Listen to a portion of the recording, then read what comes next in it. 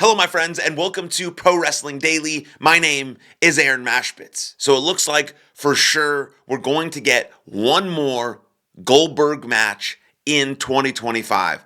Now, me personally, I don't think it's necessary. I don't think it really means anything, but Triple H and Goldberg have talked about it, and Goldberg is going to have one last match in 2025 as his retirement match. And there's been a few names that have been thrown out as potential retirement match opponents for Goldberg. One being Gunther, John Cena, Roman Reigns, I believe, was thrown out there, and Braun Breaker was thrown out there. Now, Goldberg was talking about passing the torch, and that's why he wants to do this one last retirement match.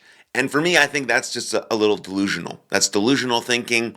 Goldberg is not passing the torch to anyone. Now, John Cena and Cody Rhodes at WrestleMania or during John Cena's actual farewell tour, because John Cena is a superstar in WWE and was the premier babyface for the last 20 years in the company consistently. Now, that could be a passing of the torch moment of John Cena to Cody Rhodes, now that Cody Rhodes is the quarterback and the face of the company and going to be leading the charge, similar to how they did with Roman Reigns and all of these sorts of things. Those are actually passing of the torch moments. But Goldberg became a household name in professional wrestling because of WCW, and it was incredibly well done in WCW. It was booked well. He got over for his character, his charisma, his energy, his aura, all of those things, his connection with the fans. Of course, his in-ring ability is very limited, which limited him overall as a professional wrestler, but Goldberg always had and will always have a deep connection with the fans.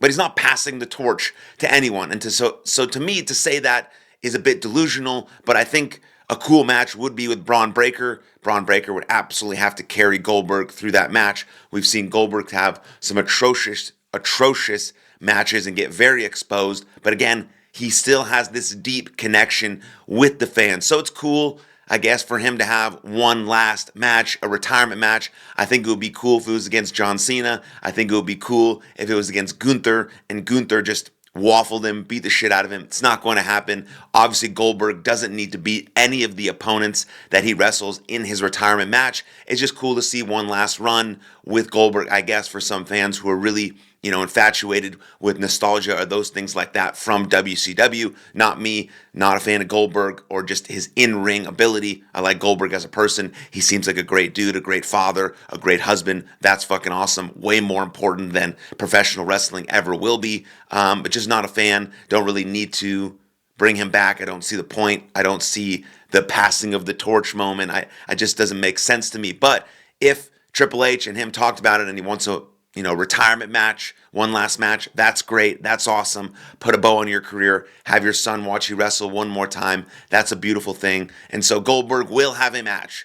You're hearing me correctly. Goldberg will have a match in 2025 against Gunther, John Cena, or Roman Reigns, or Braun Breaker, or one of those things. And Goldberg views it as a sort of a passing of the torch moment. And I guess that's cool for wrestling.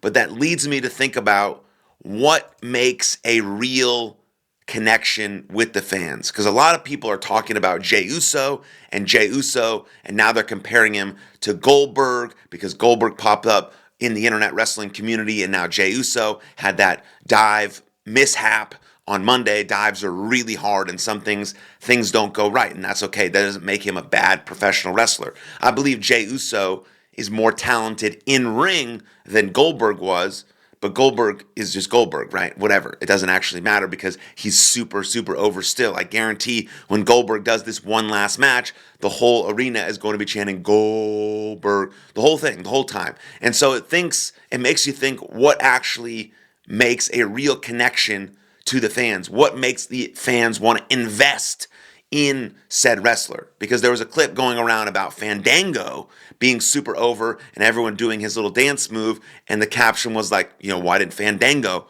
win the Royal Rumble? Because there's a difference between people attaching to a dance or a certain catchphrase without the emotional investment. The emotional investment has to be there first, and then And then whatever you do, sort of catchphrase, personality, or movement-wise, people attach onto that. Or they're just going to be, singing your song. Someone singing your song doesn't mean you're over. It just means you have a great song. Now, that's part of the repertoire that allows wrestlers to get over with the fans or create connection with the fans, but it's not everything. Right? Jey Uso got over and connected with the fans because of the storylines that he was in with Roman Reigns and the Bloodline and all these sorts of things. People connected to him and what he was doing. There was an emotional investment. And then along came the word yeet. And yeet was a simple word that allowed even more connection, that allowed fans to feel involved, very involved in what he was doing, his entrance, his matches, his promos. And so you combine those two things together and you get this deep, deep connection, right? Fandango only had the dance move. He didn't have the deep emotional connection. So there was obviously no reason for him to win the Royal Rumble, clearly, right? And so when you think about creating connections with the fans, catchphrases are important. Yes, simple, easy catchphrases. Look at John Cena. You can't see me. The guy's been invisible for 20 years, right? Simple, easy catchphrases. Catchphrases are important. Music is important. Look at Seth Rollins and Cody Rhodes. In-ring ability is important. Presentation is important. All of those things are important, but they're ingredients. And the main ingredient is that story, that emotional investment, that narrative, that deep connection, that elicits, actual human reactions and emotions from the fans. Then all those other ingredients allow them to attach onto you in a deeper way, where now they love you, or they hate you, or they want to watch you, or they have to come see you, or everything is an emotional investment. Because again, we know professional wrestling is driven by narratives and by stories. So that's what creates real connection with the fans. So don't downplay someone's connection to the fans by just saying it's a catchphrase, or it's this, or it's that. It's a combination of a bunch of different things, but like at the bare minimum, at the foundation, it's their hard work creating a story that the fans actually bought into and connect to and want to see.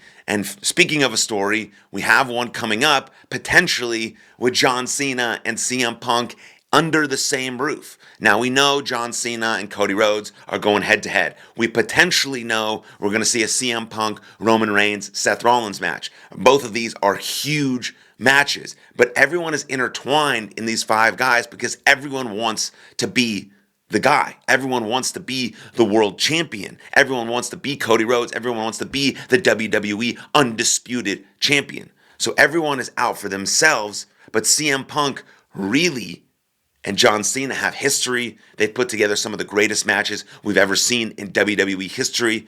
CM Punk and John Cena are probably their best opponents. I think CM Punk's best match ever is against John Cena. So what happens when these two guys go head to head? Will we see them wrestle later on this year? Will it be for a title? Will it not be for a title? Will we see corporate CM Punk? Will John Cena draw him to the dark side because CM Punk keeps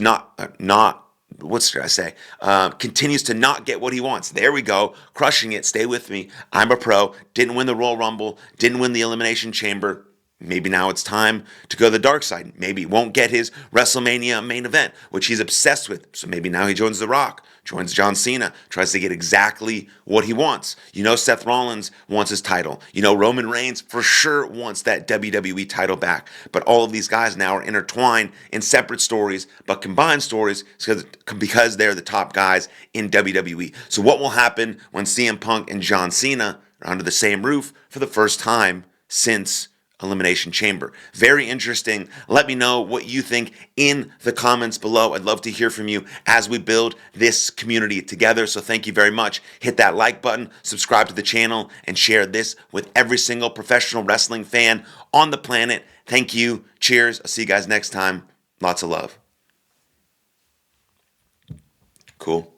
Saw it live. You can also go watch it later when it drops on YouTube. But yeah. Cheers. Have a good morning. See you guys later.